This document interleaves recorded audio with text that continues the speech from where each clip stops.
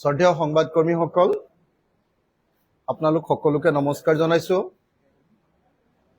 আৰু আজিৰ সংবাদমেলৰ কাম আৰম্ভ কৰিব খুজিছো।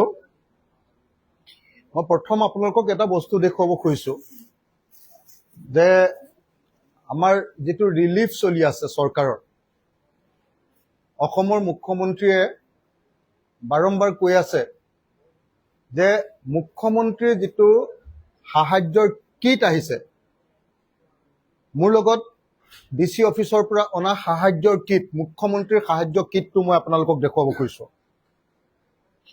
সাহায্য কিটটো এইটো হল সাহায্য কিট। 7 কেজি 200 গ্ৰাম আছে, 7 কেজি 200 গ্ৰাম।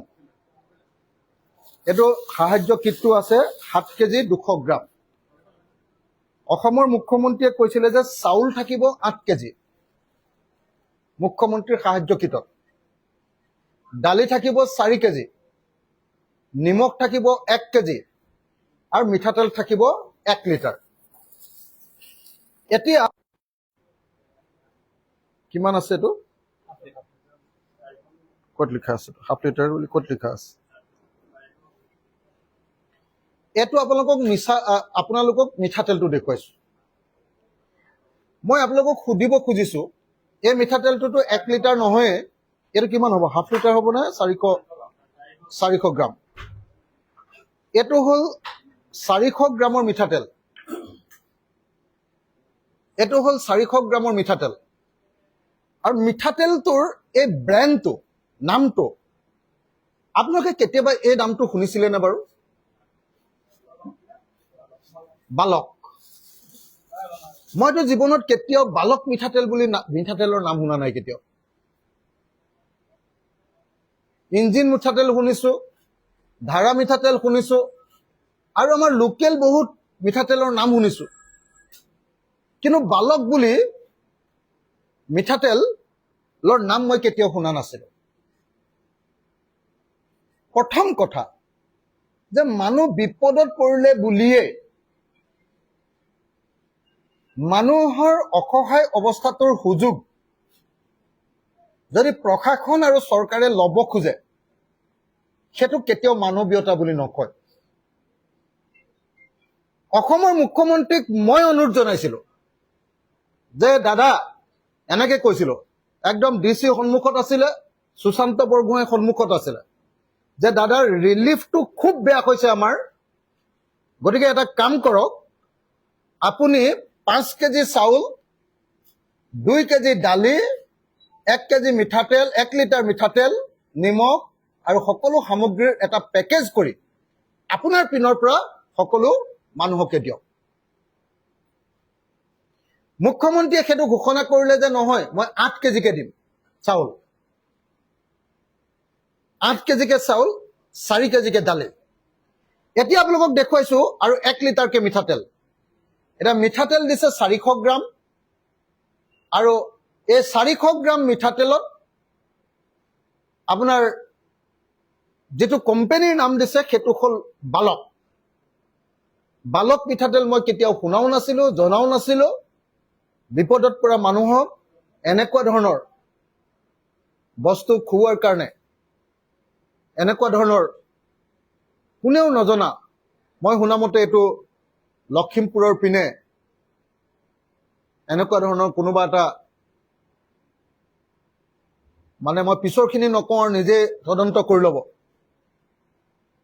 তো এই কাৰবাৰটো চলিছে এতিয়া, বান সাহায্যৰ নামত এই কাৰবাৰটো চলিছে। তাৰ পাছত তেখেতে কৈছিলে যে 4 কেজি আমি দালি দিছো। এইটো 4 কেজি দালি ইয়াত আছে নেকি বাৰু? এইটো 1 কেজিৰ দালি। এইটো দালি হল 1 কেজিৰ। 1 কেজি দালি দিছে 4 কেজিৰ ঠাইত। মই জানিব খোজো যে এই কামটো মুখ্যমন্ত্ৰীয়ে কৰিছে নে আমাৰ শিৱসাগৰৰ ডিচিয়ে কৰিছে। মই এই কথাটো জানিব খোজো যে এই কামটো কোনোবা মন্ত্ৰীয়ে কৰিছে নে এই কামটো অসমৰ মুখ্যমন্ত্ৰীয়ে কৰিছে নে ডিচিয়ে কৰিছে। 4 কেজি দাইল দিছো বুলি কৈ মুখ্যমন্ত্ৰীৰ পেকেজত 1 কেজি দাইল দিছে 1 লিটাৰ মিঠাতেল দিছো বুলি কৈ 400 গ্ৰাম মিঠাতেল দিছে বালক মিঠাতেল এতিয়া পৃথিৱীত কেতিয়াও শুনা নাই এটো নিমখ টি শক্তি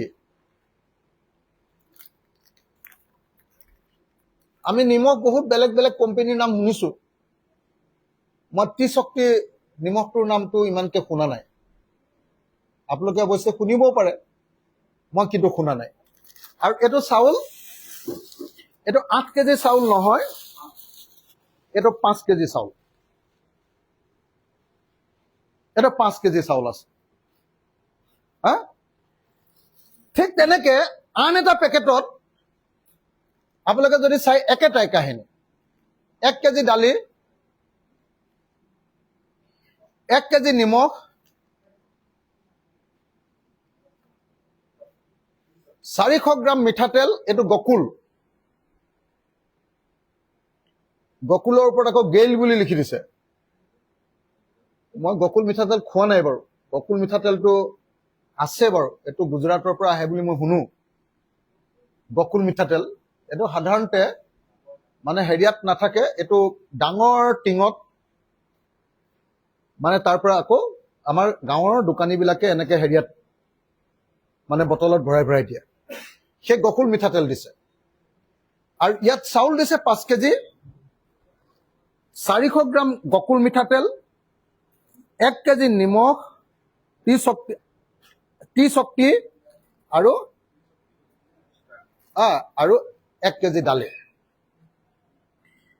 গতিকে মই মুখ্যমন্ত্ৰী ডাঙৰীয়াক এই কথাটো ক'ব খুজিছো যে চাৰিওফালে হুলস্থুল কৰি আছে যে আমি 8 কেজি চাউল দিছো 4 কেজি দাইল দিছো 1 লিটাৰ মিঠাতেল দিছো নিমখ দিছো 1 কেজি কিন্তু কাৰ্যত মানুহবিলাকে কিন্তু 5 কেজি চাউল আৰু 400 গ্ৰাম মিঠাতেল 1 কেজি নিমখ আৰু হেৰিহে পাইছে 1 কেজি দালিহে পাইছে আৰু একো বস্তু পোৱা নাই আৰু যিকেইটা মিঠাতেল দিছে ব্ৰেণ্ড গকুল আৰু বালক এটো সঁচা কথা ক'বলৈ গ'লে অসমীয়া মানুহক বিপদৰ সময়ত চৰকাৰে কৰা এটা অপমান মই প্ৰথমতে অসমৰ মুখ্যমন্ত্ৰীক ৰিলিফৰ নামত সদায় কেলেংকাৰী হোৱা বুলি শুনো এটা আমাৰ মুখ্যমন্ত্ৰীয়ে কমাই দি দিলে 8 কেজিটো 5 কেজি কৰি দিলে নে কোনোবা ডিসি বা কোনোবা মন্ত্ৰীয়ে খাই দিলে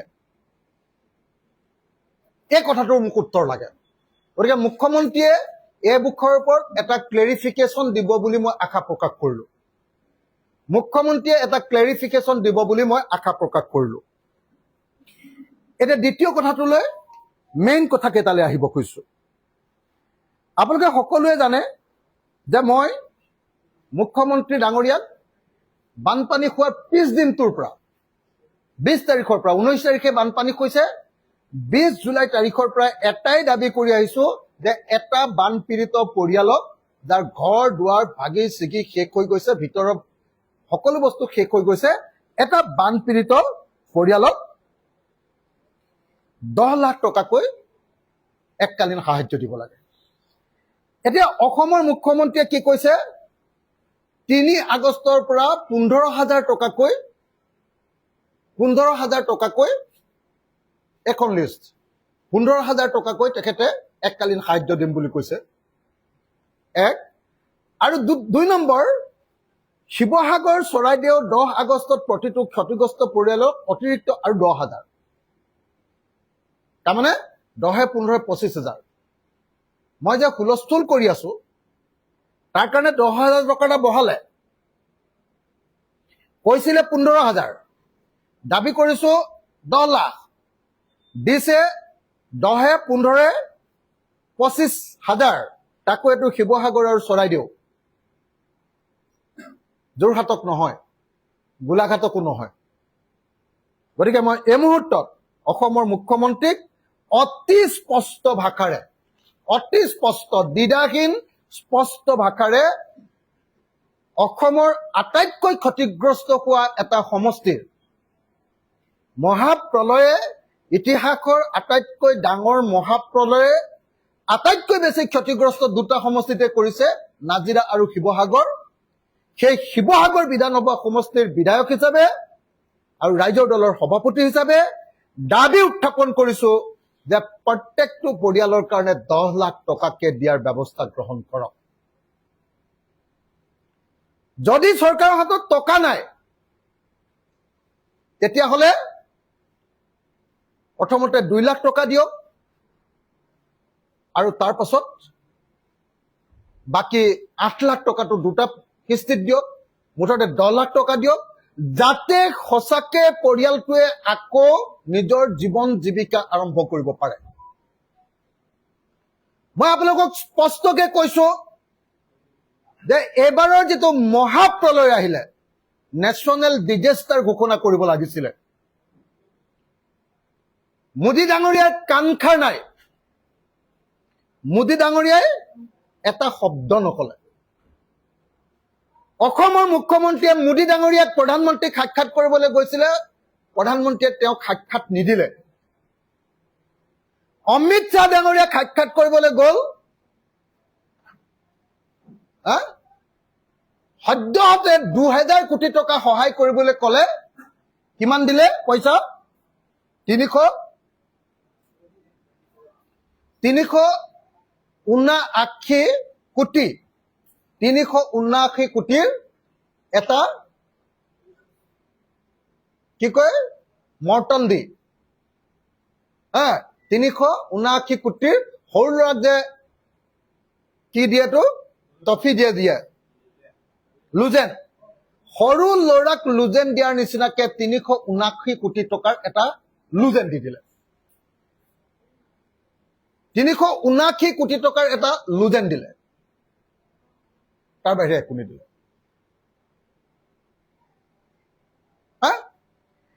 এতিয়া সেইকাৰণে মই অসমৰ মুখ্যমন্ত্ৰীক কৈছো যে আপুনি বানপানীক নেশ্যনেল ডিজাষ্টাৰ বা ৰাষ্ট্ৰীয় দুৰ্যোগ ঘোষণা কৰাব পাৰিব লাগিছিলে, তেতিয়াহ'লে আপোনাক আমি নেতা বুলি মানিলোহেঁতেন। আপুনি নোৱাৰিলে। আপুনি প্ৰধানমন্ত্ৰীক সাক্ষাৎ কৰি অতি কমেও বানপানীৰ কাৰণে 30,000 কোটি টকা আনিব পাৰিব লাগিছিলে, আৰু 30,000 কোটি টকাৰ অন্তত 20% আপুনি আগধন আনিব পাৰিব লাগিছিলে। অৰ্থাৎ আপুনি 6,000 কোটি টকা আগধন আনিব পাৰিব লাগিছিলে।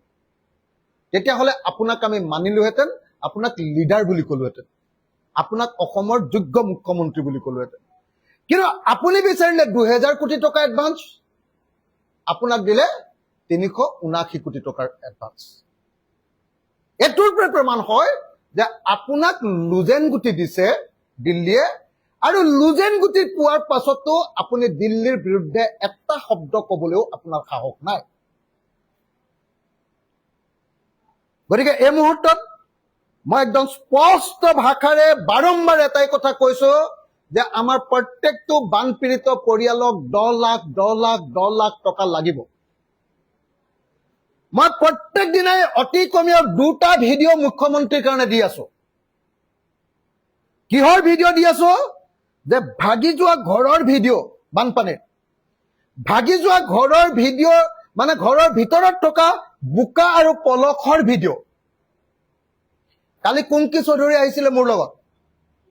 কুংকিক মই হাতত ধৰি হাঁহচৰা পঞ্চায়তৰ কেইখনমান গাঁৱৰ কেইটামান ঘৰ চাবলৈ ভিতৰলৈ লৈ গলো। ভিতৰলৈ লৈ যাওঁতে আঁঠুৰ সমান আমাৰ বোকা হৈছে। ঘৰ দুৱাৰ ভাগি শেষ। প্ৰত্যেকজন খিলঞ্জীয়া অসমীয়া মানুহ, আৰু অসমৰ মুখ্যমন্ত্ৰীয়ে কৈছে যে তেওঁলোকক 15,000 আৰু 10,000, অৰ্থাৎ 25,000 টকা দিব। আৰু মই মুখ্যমন্ত্ৰীক কওঁ যে 25,000 টকাটো এপাচি শাকত এটা জালুকৰ নিচিনা অসমৰ বিধ্বস্ত অসমীয়া পৰিয়ালবিলাকৰ কাৰণে এইটো 25,000 টকাৰ পৰা একোৱেই নহয়। গতিকে মুখ্যমন্ত্ৰী ডাঙৰীয়া, মই আপোনালোকৰ সাংবাদিকসকলকো বিনম্ৰভাৱে হাতজোৰ কৰি অনুৰোধ কৰিছো, প্লিজ আপোনালোকে এইটোত অকল ফোকাছ কৰক। প্লিজ আপোনালোকে অসমৰ ৰাইজৰ এই কথাটোত ফোকাছ কৰক যে 10 লাখ টকা ক্ষতিপূৰণ নিদিলে, 10 লাখ টকাৰ সাহায্য নিদিলে এতিয়া পৰিয়ালবিলাক আৰু কেতিয়াও গা কৰি উঠিব নোৱাৰে। তেওঁলোক অন্ততঃ এটা প্ৰজন্ম অৰ্থাৎ 25 বছৰ পিছুৱাই যাব। গতিকে প্ৰতিটো পৰিয়াল যাৰ ভিতৰত তেনেকে পানী সোমাই পুৰা বোকাময় হৈ গৈছে আৰু সকলো সম্পত্তি ধ্বংস হৈ গৈছে, প্ৰত্যেকটো পৰিয়ালকে 10 লাখ টকা দিবই লাগে বুলি প্লিজ প্লিজ মই আপোনালোকক হাতজোৰ কৰি কৈছো, সংবাদ মাধ্যমক হাতজোৰ কৰি কৈছো। এইবাৰ বানপানীৰ সময়ত সংবাদ মাধ্যমৰ ভূমিকা যথেষ্ট ভাল, প্ৰ'এক্টিভ। প্ৰত্যেকটো সংবাদ মাধ্যমক মই প্ৰশংসা কৰিছো, কিন্তু আচল যিটো কথা সেইটো ফ'কাছ দিব লাগে। সেইটো হ'ল যে এতিয়া বানপীড়িত ৰাইজক বচাবৰ কাৰণে আমি চৰকাৰৰ পৰা 10 লাখ টকা বিচাৰিছো, চৰকাৰে দিছে মাত্ৰ 15,000 টকা, আৰু আমাৰ শিৱসাগৰ আৰু চৰাইদেউক দিছে 25,000 টকা দিব মানে। গতিকে সেইটো হ'ল কথা। দ্বিতীয় কথাটো হ'ল, মই অসমৰ মুখ্যমন্ত্ৰীক অনুৰোধ কৰিছিলো যে ইয়াত থকা সকলোবিলাক গাড়ী, সকলোবিলাক মটৰচাইকেল, সকলোবিলাক ঘৰৰ লোন, সকলোবিলাক বেংকৰ পাৰ্চনেল লোন, সকলোবিলাক হাউচিং লোন আৰু অন্যান্য যি লোন আছে, প্ৰত্যেকটো লোনৰ ক্ষেত্ৰতে মৰেটৰিয়াম দিব লাগে। তাৰমানে লোনটো আজিৰ দিনটো য'ত আছে তাতে থাকিব, 6 মাহৰ পাছৰ পৰাহে আকৌ লোনটো মাৰিব লাগিব। এই সময়খিনিত আৰু কোনো ইণ্টাৰেষ্ট কোনেও বঢ়াব নোৱাৰিব। ইণ্টাৰেষ্টটো সমান থাকিব আগৰ নিচিনাই আজিৰ দিনটোত যিমান আছে, আৰু মূলধনো সিমানে থাকিব যিমান আছে, তাত কেতিয়াও ইণ্টাৰেষ্ট বঢ়াব নোৱাৰিব। ইয়াক মৰেটৰিয়াম দিয়া বুলি কয়। আৰু মোৰ কথাটো অসমৰ মুখ্যমন্ত্ৰীয়ে মানি লোৱাৰ কাৰণে, মোৰ এই দাবীটো অসমৰ মুখ্যমন্ত্ৰীয়ে মানি লোৱাৰ কাৰণে মই তেখেতক ধন্যবাদ আৰু কৃতজ্ঞতা জনাইছো। মই আৰু কেইটামান অনুৰোধ জনাইছিলো। এটা হ'ল বিদ্যুৎ মাচুল ৰেহাই। অসমৰ মুখ্যমন্ত্ৰীয়ে কেৱল জুলাই মাহৰ কাৰণে, মই বিচাৰিছিলো 6 মাহৰ কাৰণে বিদ্যুৎ মাচুল ৰেহাই। অসমৰ মুখ্যমন্ত্ৰীয়ে কেৱল জুলাই মাহৰ কাৰণে বিদ্যুৎ মাচুল ৰেহাই দিম বুলি কৈছে 300 ইউনিটলৈকে। কিন্তু জুলাই মাহততো গাঁৱৰ মানুহবিলাকৰ কাৰো ঘৰ 19 তাৰিখৰ পৰা কাৰেণ্টে নাই, কাৰণ বানপানীৰ কাৰণে কাটি থৈছে, হয়নে? বানপানী খোৱা পৰিয়ালবিলাকৰ ঘৰত কাটিয়ে থৈছে। গতিকে মুখ্যমন্ত্ৰীয়ে মই ক'ব খুজিছো যে আপুনি আভুৱা মাৰিব নালাগে। আপুনি আচলতে 6 মাহৰ কাৰণে 300 ইউনিট হলেও হ'ব।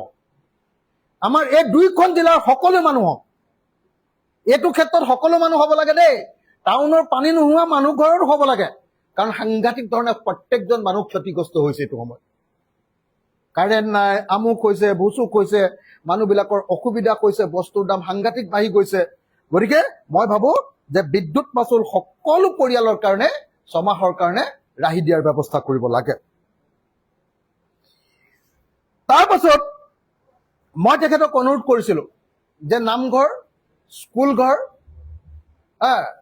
এইবিলাকৰ কাৰণে সকলোৰে কাৰণে ধৰ্মীয় অনুষ্ঠান আৰু শিক্ষানুষ্ঠানক সাহায্য দিব লাগে। মই কৈছিলো যে নামঘৰক সাহায্য দিব লাগে। নামঘৰৰ এমাউণ্টটো মই কোৱা নাছিলো। অন্যান্য ধৰ্মীয় প্ৰতিষ্ঠানক দিব লাগে।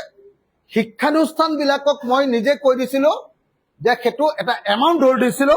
তথাপি চৰকাৰে এটা কাম কৰি দিলে, সেইটো কাৰণে মই ধন্যবাদ জনাইছো।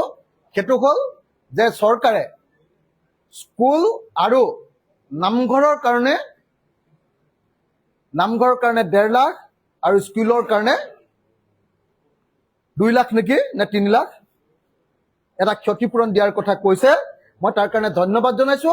কিন্তু মই নোকোৱা এটা শব্দ, মই শিক্ষানুষ্ঠান বুলি কৈছিলো, মই নোকোৱা এটা শব্দ অংগনবাদী কেন্দ্ৰ, মই শব্দটো কোৱা নাছিলো, সেইটো ইনক্লুডেড কৰি লৈছে। গতিকে ধন্যবাদ জনাইছো।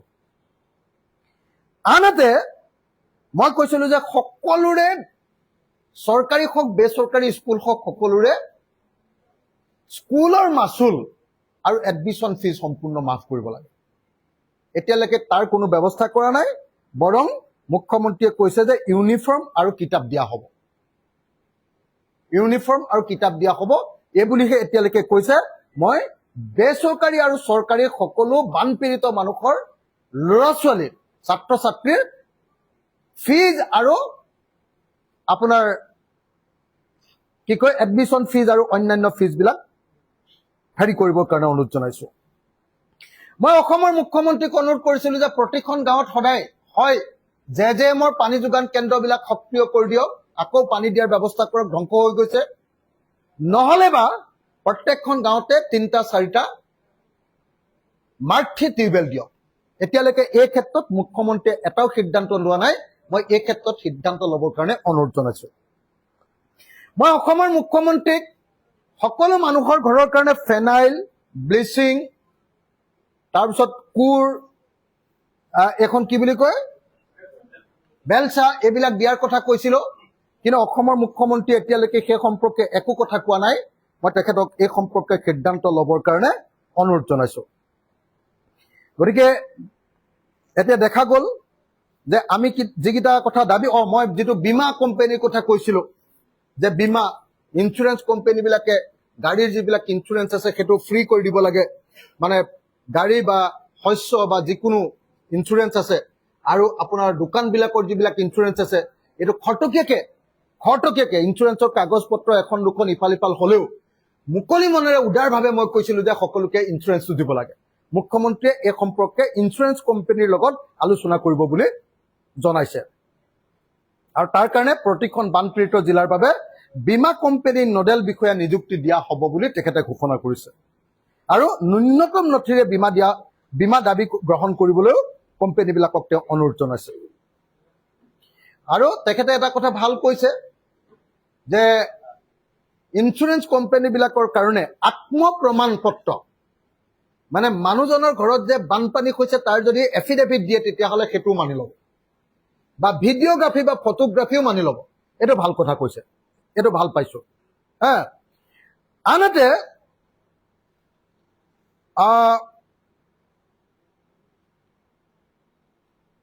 আৰু APSC আৰু জনস্বাস্থ্য কাৰিকৰী বিভাগৰ পৰীক্ষা স্থগিত ৰাখিছে বুলি কৈছে বানপানী শেষ নোহোৱালৈকে। এইটো ঠিকে আছে, এইটো সম্পৰ্কে মোৰ বেছি ক'বলগীয়া নাই, ঠিকে আছে, এইটো মই ধন্যবাদেই জনাইছো। কিন্তু মই মুখ্যমন্ত্ৰীক ক'বলগীয়া কথাকেইটা দুটা, আটাইতকৈ ডাঙৰ কথা। এক, মুখ্যমন্ত্ৰীয়ে তেওঁৰ নামত দিয়া কিটটোত গকুল বা বালকৰ নিচিনা 400 গ্ৰামৰ মিঠাতেলৰ পেকেট দিয়াটো এইটো অশোভনীয় হৈছে, অপমানজনক হৈছে। 4 কেজি দাইল বুলি কৈ 1 কেজি দাইল দিয়াটো অশোভনীয় হৈছে, অপমানজনক হৈছে। আৰু 8 কেজি চাউল বুলি কৈ 5 কেজি চাউল দিয়াটো বেয়া কথা হৈছে। চাউলৰ কোৱালিটিটো বাৰু মই চোৱাই নাই এতিয়ালৈকে, এইটো বেয়া কথা হৈছে। এইটো 1 নম্বৰ কথা। গতিকে ৰিলিফৰ ক্ষেত্ৰত অসমৰ মুখ্যমন্ত্ৰীক মই এতিয়া যিহেতু মানুহবিলাক ঘৰলৈ ঘূৰি যাব, গতিকে অসমৰ মুখ্যমন্ত্ৰীক মই এই সম্পৰ্কে অৱগত কৰিলো। দ্বিতীয়, কিন্তু মোৰ আটাইতকৈ ডাঙৰ যিটো বস্তু, অসমৰ মুখ্যমন্ত্ৰীক কৈ আছো যে 15,000 টকা নহয়, তাৎক্ষণিক ক্ষতিপূৰণ বা এককালীন ক্ষতিপূৰণ 10 লাখ টকা দিব লাগিব। আৰু তাক প্ৰথমতে 2 লাখ টকা দিয়ক, তাৰপিছত আৰু 2টা কিস্তিত দিয়ক। কিন্তু অসমৰ মুখ্যমন্ত্ৰীয়ে সামগ্ৰিকভাৱে 15,000 টকাকে ক্ষতিপূৰণ, তাৎক্ষণিক এককালীন সাহায্য 15,000 টকাকে, আৰু 2খন জিলা শিৱসাগৰ আৰু চৰাইদেউৰ কাৰণে 25,000 টকাকেহে দিম বুলি ঘোষণা কৰিছে। এইটোক মই একেবাৰে যথেষ্ট নহয় বুলি, এইটো একেবাৰে কম বুলি, এপাচি শাকত এটা জালুক বুলি মই আপোনালোকৰ সন্মুখত ঘোষণা কৰিছো। আৰু যেতিয়ালৈকে অসমৰ মুখ্যমন্ত্ৰীয়ে এই কাম নকৰিব, যেতিয়ালৈকে অসমৰ মুখ্যমন্ত্ৰীয়ে সম্পূৰ্ণৰূপে 10 লাখ টকা দিয়াৰ ব্যৱস্থা নকৰিব, তেতিয়ালৈকে মই মুখ্যমন্ত্ৰীৰ পিছ নেৰো। মুখ্যমন্ত্ৰীৰ বিৰুদ্ধে মই কথা কৈ থাকিম, আৰু প্ৰয়োজন সাপেক্ষে মই গোটেই শিৱসাগৰৰ মানুহ নি মুখ্যমন্ত্ৰীৰ ঘৰ ঘেৰাও কৰিবলৈ বাধ্য হ'ম। এই কথাটো মই আকৌ এবাৰ স্পষ্ট কৰি দিছো। বাকী কথাবিলাকত কিছুমান ক্ষেত্ৰত মুখ্যমন্ত্ৰীক মই সমৰ্থন জনাইছো, আৰু কিছুমান ক্ষেত্ৰত মই মুখ্যমন্ত্ৰীৰ কিছুমান কথাৰ বিৰোধিতা কৰিছো। এই সম্পৰ্কে আপোনালোকক ইতিমধ্যে মই অৱগত কৰিলো। মুখ্যমন্ত্ৰী অহা 4 তাৰিখে আমাৰ শিৱসাগৰলৈ আহিব। মই আশা কৰিম যে শিৱসাগৰত সেইদিনা মুখ্যমন্ত্ৰীয়ে প্ৰকৃত অৰ্থত এফেক্টেড এটা পৰিয়ালৰ ঘৰলৈ মোৰ লগত যাতে যায়। মই আকৌ ক'লো অসমৰ মুখ্যমন্ত্ৰী ডাঙৰীয়াক মই হাতজোৰ কৰি অনুৰোধ কৰিছো যে 4 তাৰিখে যে আপুনি শিৱসাগৰলৈ আহিব প্লিজ আপুনি ডিচিৰ মতে নহয় বা বিমল বৰাৰ মতে নহয় মোৰ লগত আপুনি আমাৰ ক্ষতিগ্ৰস্ত এটা পৰিয়ালৰ ঘৰ ভিজিট কৰক এটা পৰিয়ালৰ ঘৰ ভিজিট কৰিলে কৈ যাব মই আপোনাক দেখুৱাই দিম যে আসলতে অসমীয়া মানুহৰ ঘৰ কিমান লোকচান হৈছে আৰু তেনেকুৱা ক্ষতি যদি তেখেতৰ ঘৰটো মুখ্যমন্ত্ৰীৰ ঘৰটোত যদি তেনেকুৱা ক্ষতি হয় তেওঁ সেই ঘৰটোত ভৱিষ্যতে থাকিব নে নাথাকিব তেওঁ এবাৰ চাই আহিলে বস্তুটো বুজি পাব এতিয়া তেওঁক যিবিলাক কথা কৈ আছে ডিচি বিলাকে অফিচাৰ্ছ বিলাকে বিমল বৰাৰ নামৰ নিচিনা মন্ত্ৰী বিলাকে যিবিলাক তেওঁক মানে হেৰি দি আছে ফিডবেক দি আছে যাৰ কাৰণত তেওঁ 10 লাখ টকাৰ পৰিৱৰ্তে 15,000 বা 25,000 টকা ক্ষতিপূৰণ দিয়াৰ কথা কৈছে 15,000 বা 25,000 টকাৰ তেওঁ তৎকালীন সাহায্য দিয়াৰ কথা কৈছে এটা দুৰ্ভাগ্যজনক সেইকাৰণে মই মুখ্যমন্ত্ৰীক অনুৰোধ জনাইছো যে মুখ্যমন্ত্ৰীয়ে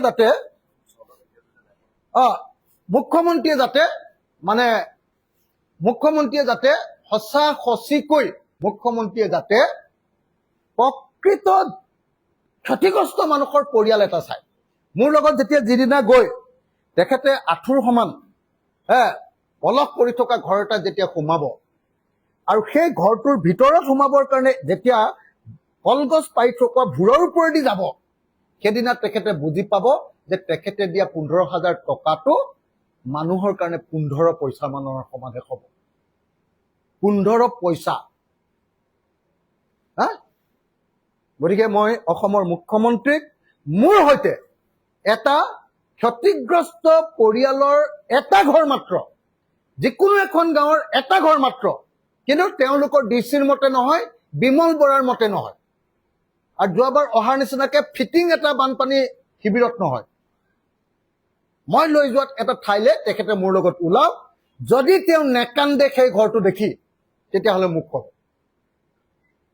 আজি যে মই ইমান হুলস্থুল কৰি আছো আজি যে মই ইমান লাগি আছো আজি যে মই গোটেই দিনে নিশাই খোৱা নাই 24 ঘণ্টা মোৰ টোপনি নাই সঁচা কথা কৈছো মই ৰাতি একেবাৰে শুব পৰা নাই ৰাতিপুৱা 4টা 4:30 5টা বজালৈকে মোৰ এক চেকুট টোপনি নাই মোৰ চকু লাল পৰি গৈছে ৰঙা হৈ গৈছে এই ছালবিলাক গোটেইবিলাক ছিগি গৈছে গাবিলাক গোটেইবিলাক এতিয়া মানে পুৰি থাকে আৰু গোটেই ভৰি একদম টিকাৰ পৰা ভৰিলৈকে পুৰা খজুৱতি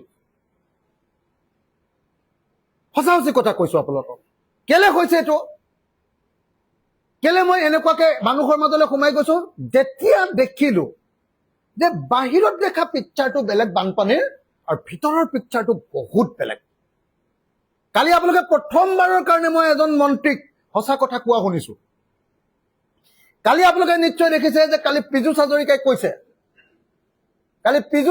কৈছে প্ৰথমবাৰৰ কাৰণে নেপালী খুটিলে গৈ পীযুষ হাজৰিকাই প্ৰথমবাৰৰ কাৰণে উপলব্ধি কৰিছে যে ভূমিকম্পই ভাঙি যোৱা ঘৰৰ নিচিনা অৱস্থা কৈছে আমি ভবাতকে বহুত বেছি কৈছেনে বাৰু কালি তেখেতে মুখেৰে কৈছে যে আমি কল্পনা কৰিব নোৱাৰা ধৰণৰ ভূমিকম্পই শেষ কৰি যোৱা এটা ঠাইৰ নিচিনা বুলি তেওঁ নেপালী খুটিৰ কথা কৈছে তাৰ আগতে কোনোবা মন্ত্ৰীৰ মুখত মুখ্যমন্ত্ৰীৰ মুখত বিমল বৰাৰ মুখত সুশান্ত বৰগোহাঁইৰ মুখত কেশৱ মহন্তৰ মুখত বা কোনোবা এজন বিধায়কৰ মুখত এই শব্দ আপোনালোকে শুনিছিলে নে নেপালী খুটিলে কোনো যোৱা নাছিলে কিন্তু যেতিয়া মই গৈ খোজকাঢ়ি গৈ তাৰ মানুহবিলাকক লগ ধৰি মৃতকৰ পৰিয়ালক 50,000 টকাকে দি দিলো প্ৰতিটো পৰিয়ালক 5,000 টকাকে দি দিলো এতিয়া বেচেৰাহঁতে চবেই এতিয়া খোজকাঢ়ি তালৈ যাবলৈ বাধ্য হৈছে আগতে পীযুষ হাজৰিকাই সদায় পানীত নামিলে ডাঙৰ বুট জোতা এযোৰ পিন্ধি থকা দেখো এইবাৰ দেখিছো উপায় নাই বেচেৰাৰ পৰিস্থিতি এনেকুৱা বেয়া হৈ গৈছে যে উপায় নাই মানুহে চৰকাৰখনক কিমান সমালোচনা কৰিছে যে তোমালোকে কিয় আসলতে বুকাত নমা নাই কিয় তোমালোকে প্ৰকৃত সমস্যাটো উপলব্ধি কৰা নাই এই কথাটো কৈ থকাৰ কাৰণে পীযুষ হাজৰিকাৰ নিচিনা মানুহে চিকচাক যি কঠীয়া পাৰিবৰ কাৰণেও 6,000-7,000 টকাৰ হেৰি পিন্ধি যায়, কি কয় স্পৰ্টিং পিন্ধি যায়, সেই পীযুষ হাজৰিকাই কি কৰিছে, খালী ভৰিৰে নেপালী খুঁটিৰ সেই গোন্ধোলোৱা পানীত বা গোন্ধোলোৱা পলসত খোজকাঢ়ি যাবলৈ বাধ্য হৈছে। বিধায়কৰটো নাজিৰাৰ বিধায়কৰটো অসুখেই হৈ গৈছে। কিমান বেয়া পানী আপুনি নিজে ভাবক। কালি নাজিৰাৰ বিধায়ক মোৰ ভায়ে ময়ূৰ বৰগোহাঁই, মোতকৈ সৰু, মই ময়ূৰ বুলিয়ে মাতো। ময়ূৰে কালি নিজে দেখিছে আপোনালোকে, তেওঁ নিজৰ সমষ্টিটোৰ সেই নেপালী খুঁটি ভ্ৰমণ কৰি তেওঁ আজি অসুখত পৰি গৈছে। যদি এবাৰ খোজকাঢ়ি যাওঁতে এজন বিধায়কৰ অসুখ হৈ যায়, তাত এনেকে চালিখনত থকা, তাত ত্ৰিপালখন মূৰত লৈ থকা পৰিয়ালকেইটাৰ কি অৱস্থা হৈছে আপোনালোকে ভাবক।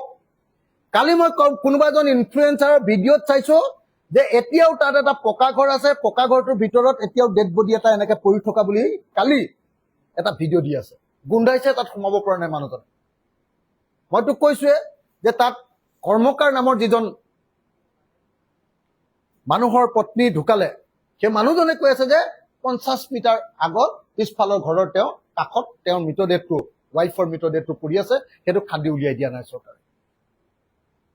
গতিকে মন্ত্ৰীবিলাকে বোকাত নামিব লাগিব, মন্ত্ৰীবিলাকে একদম মানুহৰ বানপানীৰ ভিতৰত সোমাব লাগিব। আৰু সেইকাৰণে 4 তাৰিখৰ দিনা মই অসমৰ মুখ্যমন্ত্ৰীক মই লগত লৈ যাব খোজো শিৱসাগৰৰ যিকোনো এটা ঘৰলৈ, আৰু ময়ূৰ বৰগোহাঁয়ে নিজে হাতত ধৰি মুখ্যমন্ত্ৰীক লৈ যাওক তেওঁৰ নাজিৰা সমষ্টিৰ বিহুবৰ বা নেপালী খুঁটিৰ এটা ঘৰলৈ। তাৰ পাছত মুখ্যমন্ত্ৰীয়ে বুজি পাব যে আচলতে দুৰ্যোগটো কি লেভেলৰ হৈছে।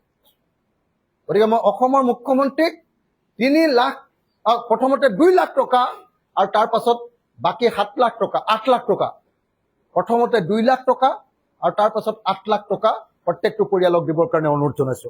চাব দেই, মই এই ৰেচনৰ কথাটো কেলে ক'লো আপোনালোকক, মই গৈ থাকোঁতে মানুহে ৰাস্তাত মোক ধৰি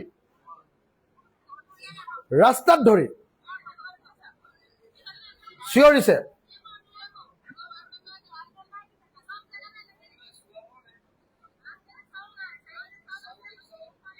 8 কেজি চাউলৰ ঠাইত মুখ্যমন্ত্ৰীৰ এই পেকেটত 4 কেজিকে চাউল দিছে বুলি পাব্লিকে মোক ধৰি কমপ্লেইন দিছে। আৰু সেই কমপ্লেইন দিয়াৰ পাছতে মই চৰকাৰী চাউলটো আনি, আজি ডিচি অফিচৰ পৰা আনিছো এইকেইটা চাউলটো আনি মই চালো, এয়া পাব্লিকে মোক কমপ্লেইন দিছে, পাব্লিকে কমপ্লেইন দিছে।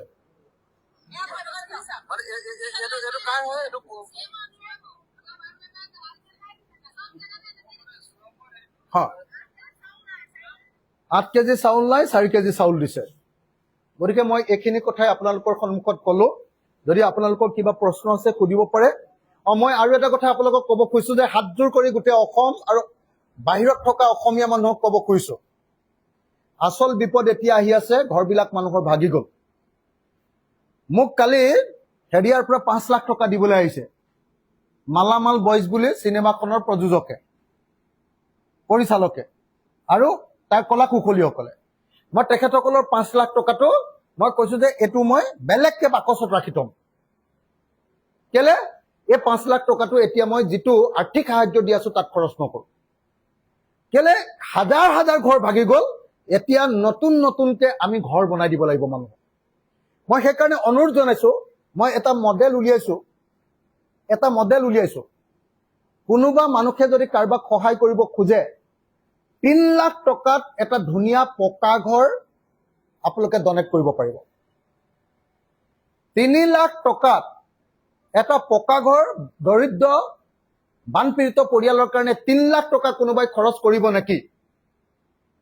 3 লাখ টকা এটা যদি 3 লাখ টকা খৰচ কৰে, তেওঁৰ নামত আমি এটা ঘৰ দিম,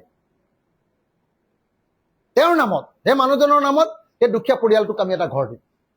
আৰু যদি 3 লাখ টকা খৰচ নকৰে, তাতকে কম খৰচ কৰিব খোজে 20,000 টকা, এটা ঘৰত আমি টিংপাত দিম আৰু পকা খুঁটা দিম। পাৰিলে কাঠো দিলে ভাল আছিলে, 50,000টো যদি হৈ যায়তো তেতিয়াহ'লে কাঠৰ সৈতে হৈ গ'লহেঁতেন। কিন্তু যদি 20,000ও দিয়ে, যদি কোনোবাই 1 লাখ টকা দিয়ে, আমি 5টা ঘৰ বনাম, পকাৰ খুঁটা আৰু টিংপাত। বাকী বেৰবিলাক নিজৰ ঘৰৰ মানুহে ঠিক কৰিব, তাৰ কাৰণে বাঁহৰ কাৰণে আমি পইচা দিম কেইটকামান। আৰু যদি নোজোৰেগে তেতিয়াহ'লে আমাৰ যিটো ফাণ্ড থাকিব, মোৰ MLA ফাণ্ড, তাৰ পৰাও সহযোগিতা কৰিম, বা আমাৰ যিটো ডনেশ্যনৰ ফাণ্ড তাৰ পৰা সহযোগিতা কৰিম। গতিকে মই অসমৰ ৰাইজক আকৌ এটা অনুৰোধ কৰিছোঁ, শ্ৰদ্ধেয় ৰাইজ, ইতিমধ্যে আমাৰ বানপীড়িত ৰাইজৰ কাৰণে ৰিলিফটো মোটামুটি হৈ গৈছে। আপোনালোকে সহায় কৰিব খুজিলে ফেনাইল, ব্লিচিং পাউডাৰ, চেণ্ডেল, লেপ, তুলি, কম্বল, আঁঠুৱা, বিচনা, ঘৰৰ বস্তু যিবিলাক আচবাব পত্ৰ, বাচন বৰ্তন, এইবিলাক সহায় কৰিব পাৰে, 1 নম্বৰ কথা। আৰু সেইটো নকৰিলে 2 নম্বৰ আটাইতকৈ ডাঙৰ এটা সহায় কৰিব পাৰে যে এটা পৰিয়ালক টিং আৰু পকা খুঁটাকেইটা কিনি দিবৰ কাৰণে টকা 20,000কে দিব পাৰে। যদি কোনোবাই টকা 5 লাখ দিয়ে, আমি এখন গাঁও তেওঁৰ নামত এডপ্ট কৰি দিম।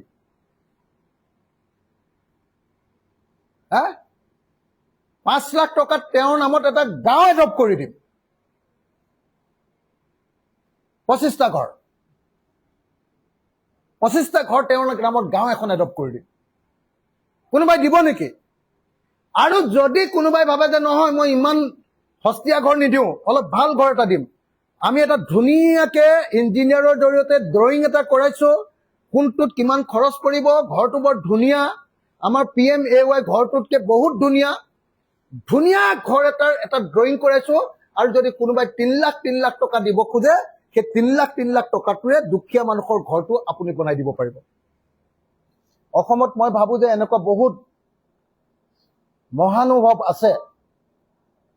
অসমত মই ভাবো যে এনেকুৱা বহুত মানুহক ভালপোৱা মানুহ আছে, যি 3 লাখ টকা এটা দিব পাৰিব আৰু এটা দুখীয়া পৰিয়ালক চিৰজীৱনৰ কাৰণে সহায় কৰি দিব, বা 20,000 টকাকে কেইবাটাও পৰিয়ালক সহায় কৰিব। আৰু এইটো কাৰণে চিন্তাও কৰিব নালাগে।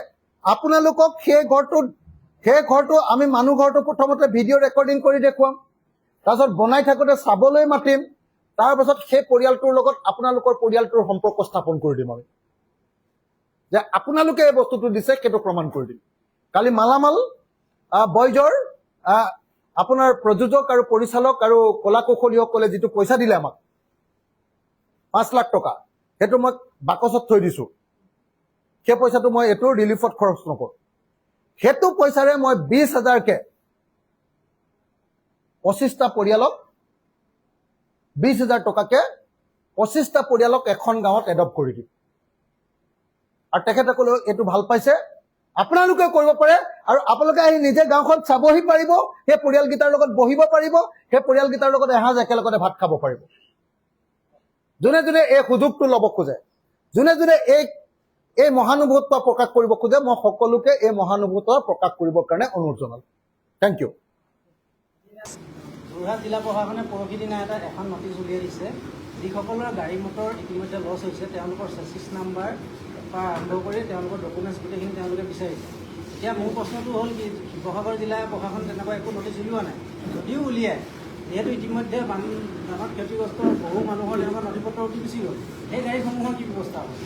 সেই কথাটো মই আপোনালোকক এটা কথা খাটাংকে কওঁ যে বানত ক্ষতিগ্ৰস্ত হোৱা যিবিলাক গাড়ী, তাৰ যিটো ইঞ্চুৰেঞ্চৰ টকা, তাত মই নিজে লাগি মুখ্যমন্ত্ৰী 4 তাৰিখে আহিব, মই তেওঁৰ পৰা গোটেই ছিষ্টেমটো তেওঁৰ পৰা মই আয়ত্ব কৰি ল'ম, যে কোন কোম্পানীৰ লগত মই কথা পাতি মই তেওঁৰ পৰা অথৰাইজেশ্যন ল'বলৈ চেষ্টা কৰিম।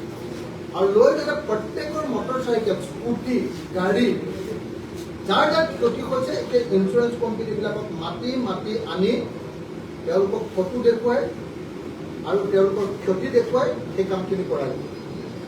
তদুপৰি মই ভাবোঁ যে চৰকাৰৰ পিনৰ পৰাও এইটো ক্ষেত্ৰত ক্ষতিপূৰণ দিব লাগে। অকল গৰু মৰিলে ক্ষতিপূৰণ নহয়, ঘৰ ভাঙিলে যেনেকৈ ক্ষতিপূৰণ দিয়ে, গাড়ী এখন আৰু মটৰচাইকেল এখন যেতিয়া ধ্বংস হৈ গৈছে, চৰকাৰে ক্ষতিপূৰণ দিব লাগে। মই আশা কৰি এইটো কৰিম। আপোনালোকে নিশ্চিন্ত থাকক, নহ'লে মই মুখ্যমন্ত্ৰীক শান্তিত ৰাখিব লাগিব। নিশ্চিন্ত থাকক, নহ'লে মই হিমন্ত বিশ্ব শৰ্মাক শান্তিত থাকিবলৈ নিদিওঁ। মই যিটো কামত লাগো যেতিয়ালৈকে কামটো শেষ নহয় তেতিয়ালৈকে মোৰ শান্তি নাই, মোৰ টোপনি নাই। মই কৈছো হিমন্ত বিশ্ব শৰ্মাই যদি এই অঞ্চলৰ আমাৰ শিৱসাগৰ সমষ্টি, চৰাইদেউ জিলা, শিৱসাগৰ জিলা, যোৰহাট জিলা মানুহৰ যদি বানপীড়িত মানুহবিলাকক প্ৰকৃতপক্ষে সহায় নকৰে তেতিয়াহ'লে মুখ্যমন্ত্ৰীক শান্তিত শুবলৈ দিয়া হ'ব। আৰু এটা ৰাইজে আমাক কৈ আছে য'ত মানে বানপানী হৈ আছে, পলস হৈ আছে, বোকা ধুবলৈ পানী নাই, খাবলৈতো বাদ দিয়ক, বোকা ধুবলৈ পানী নাই। এতিয়া পলসবোৰ হৈ গৈছে, বোকা হৈ আছে, আৰু গাঁৱে গাঁৱে যে দমকল যদি স্থাপন কৰিব পাৰে। বহুত ধুনীয়া কথা ক'লে হয় যে ঘৰত খাবলৈ পানীটো কোনোবাই বটলত দিছে, কিন্তু ঘৰখন চাফা কৰিবৰ কাৰণে পানী নাই। কিন্তু বোকাটো ধুব, পলসটো ধুব, তাৰ কাৰণে এক টোপাল পানী নাই, নাই এক টোপাল পানী নাই, কাৰণ টিউবৱেলবিলাক বেয়া হ'ল। আমাৰ JJM-ৰ প্ৰজেক্টবিলাক নচলা হ'ল। গতিকে মই অলপ আগতে এইটো দাবীয়ে কৰিলো যে প্ৰত্যেকখন গাঁৱতে 3টা বা 4টাকৈ হয় মাৰ্কথ্ৰি টিউবৱেল দিয়ক, নহ'লে JJM প্ৰজেক্টৰ জৰিয়তে পানী যোগানৰ ব্যৱস্থা কৰক। Thank U.